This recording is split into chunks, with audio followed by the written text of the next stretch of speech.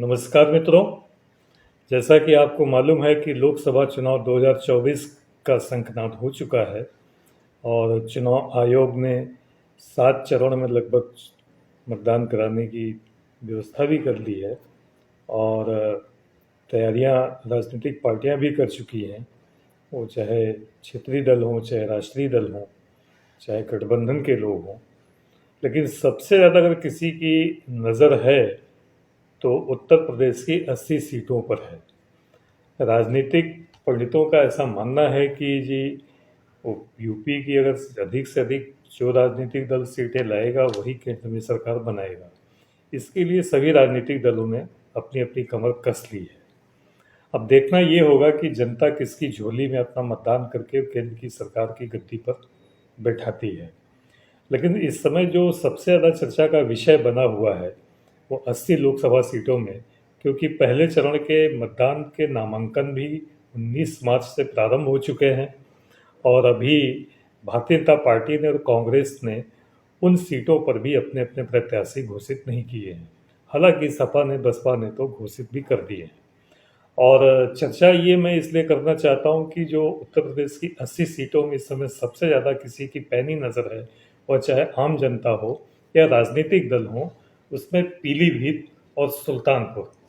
पीलीभीत पर सबकी पल पल की नज़र बनी हुई है कि कब वहाँ पर क्या गतिविधि होती है। भारतीय जनता पार्टी ने अभी तक वरुण के टिकट को लेकर के क्लियर नहीं किया है और इस ऊहापोह में कहीं फंस न जाए तो वरुण गांधी भी अपना नामांकन दर्ज करने के लिए उन्होंने फिलहाल पर्चा खरीद लिया है। अब पार्टी को तय करना है कि पार्टी उन्हें अपने टिकट पर लड़ाती है या नहीं, क्योंकि वरुण गांधी ने तो ये तय कर लिया है कि उन्हें पीलीभीत से ही चुनाव लड़ना है। हालांकि अगर सूत्रों पर हम कायदे से भरोसा करें तो उनका ये कहना है कि सुल्तानपुर की सांसद मेनका गांधी को ये बोल दिया गया है कि आप पीलीभीत से चुनाव लड़िए और हम वरुण गांधी के लिए कुछ और सोचते हैं। ऐसा मुझे लगता है कि भारतीय जनता पार्टी ने ऐसा निर्णय इसलिए लिया है क्योंकि आमतौर पर देखा गया कि 5 वर्षों के कार्यकाल में और 2017 के विधानसभा के चुनाव को भी याद किया जाए तो वरुण गांधी अपनी ही सरकार में अपनी ही पार्टी के काफ़ी खिलाफ बोल चुके हैं।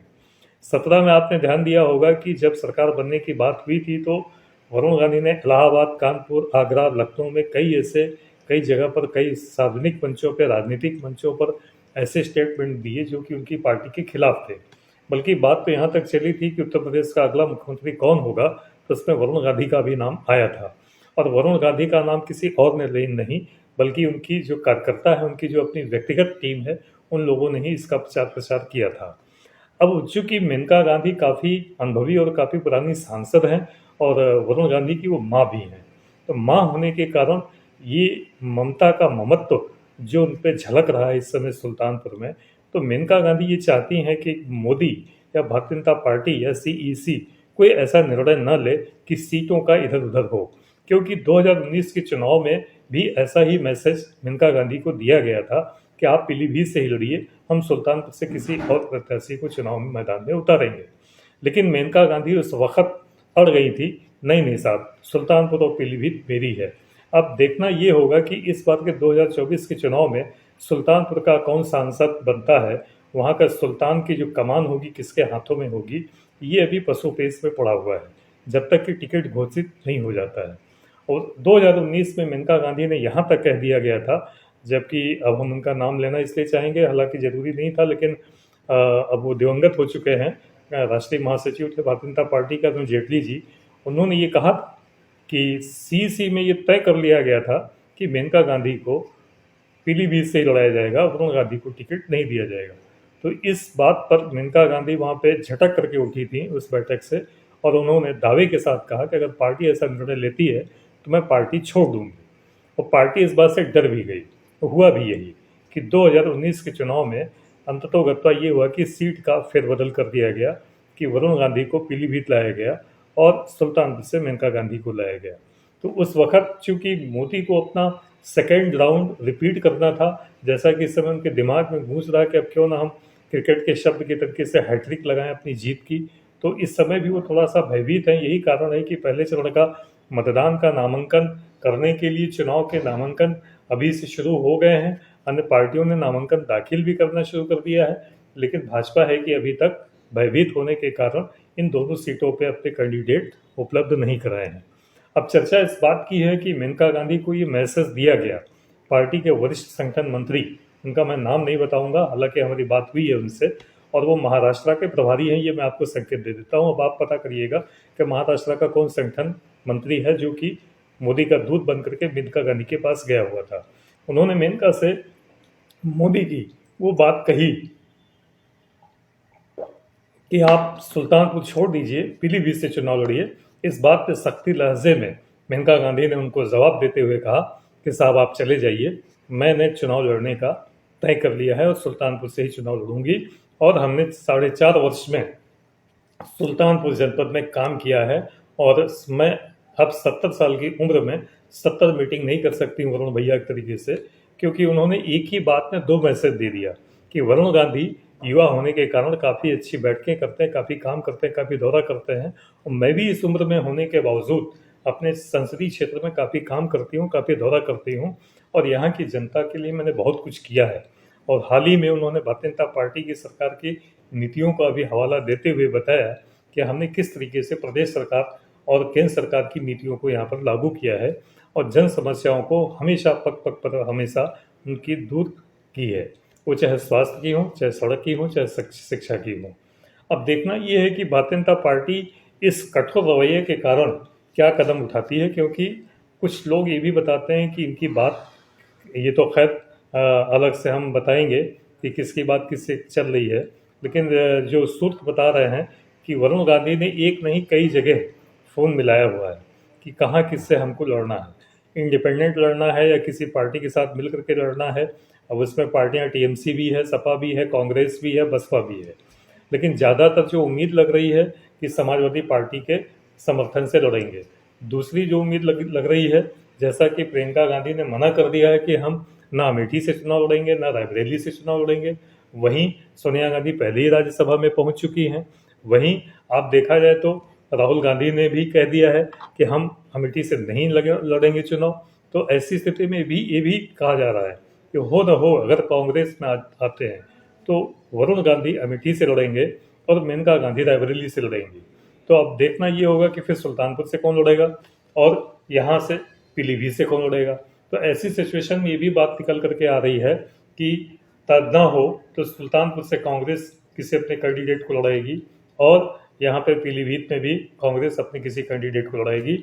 और अमेठी और राहिल, जैसा कहा जाता है कि अमेठी और रायबरेली में गांधी परिवार का रिश्ता है, गांधी परिवार के ही लोग, तो इस तमगे को कायम रखने के लिए अमेठी से राहुल गांधी को ना लड़ा करके वरुण गांधी को लड़ाएंगे और वहाँ रायबरेली से सोनिया गांधी की सीट पर मेनका गांधी को लड़ाएंगे।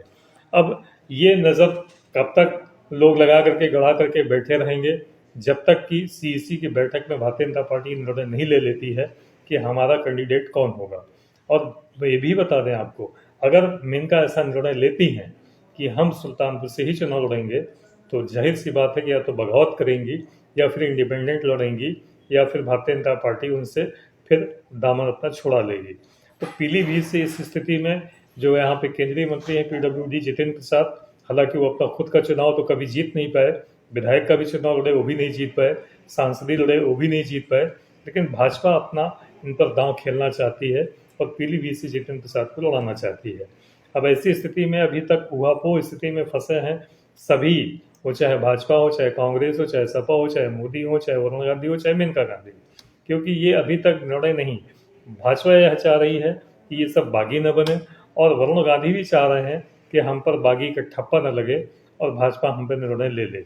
इसीलिए उन्होंने एडवांस में नामांकन का पर्चा खरीद लिया है कि अगर हमको पार्टी कह देगी तो हम त्वरित दावा ठोक करके, सीना ठोक करके वहाँ से चुनाव लड़ेंगे। लेकिन भाजपा इस बात पर डरी बैठी हुई है, जो व्यक्ति 5 साल तक पार्टी की हमेशा बगावत किया हुआ है, हमेशा पार्टी की नीतियों के खिलाफ बोला है, उससे हम भविष्य में 5 साल के लिए क्या उम्मीद करें।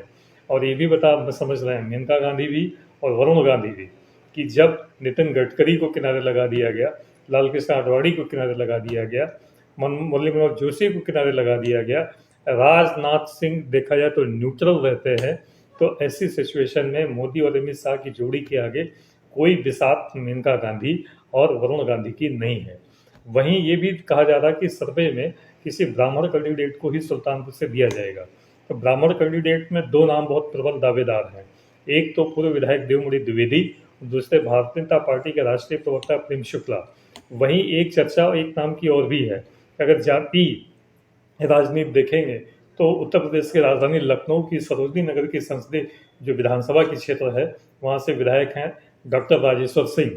वह भी सुल्तानपुर के नेटिव प्लेस के रहने वाले हैं, पखरौली क्षेत्र के। उनके भी नाम की चर्चा काफ़ी जोरों पर है। अब पार्टी ये तय करेगी कि हम ब्राह्मण कैंडिडेट को उतारें या क्षत्रिय कैंडिडेट को।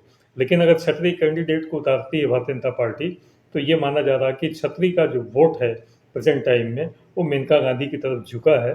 क्योंकि जब मेनका गांधी चुनाव लड़ी थी तो उनके विरोध में जयभद्र सिंह चुनाव लड़े थे और उनके बेटे उनका काफ़ी विरोध भी किया था। हालांकि बाद में मेनका गांधी ने उनको इस तरीके से ट्रीट किया कि उनको इनकी जो म्यान में निकली हुई तलवार तनी हुई रहती थी, मेनका गांधी के हड़काने के बाद उनकी तलवार म्यान में चली गई। क्योंकि मेनका गांधी ने कहा था कि आप जैसे छत्री हमारा जूता बांधते हैं और ज़्यादा अगर आप नाटक करेंगे तो हेलीकॉप्टर से टांग करके पीलीभीत में गिराऊंगी और जंगल में गिराऊंगी। तो इस बात से हालांकि सोनू सिंह काफ़ी भयभीत भी हुए थे, जबकि वह सुल्तानपुर जनपद में दबंग नेता कहलाते हैं। तो ऐसी सिचुएशन में जो कुछ छत्री हैं वो मेनका गांधी की तरफ भी झुके हुए हैं और मेनका गांधी को ये भरोसा है कि इस जातीय समीकरण के आधार पर भी मेरी जीत सुनिश्चित होती है, चाहे वो भारतीय जनता पार्टी टिकट दे या न दे। लेकिन भाजपा जब तक नहीं तय करेगी, जब तक कि मेनका की तरफ से स्पष्ट कोई आदेश नहीं आ जाता, कोई उनका मन नहीं आ जाता है। क्योंकि मेनका ने भी ये स्पष्ट बता दिया है कि मैं सुल्तानपुर संसदीय क्षेत्र छोड़ने वाली नहीं हूँ। अब देखना ये होगा कि पीलीभीत पर, सुल्तानपुर पर भारतीय जनता पार्टी क्या निर्णय लेती है।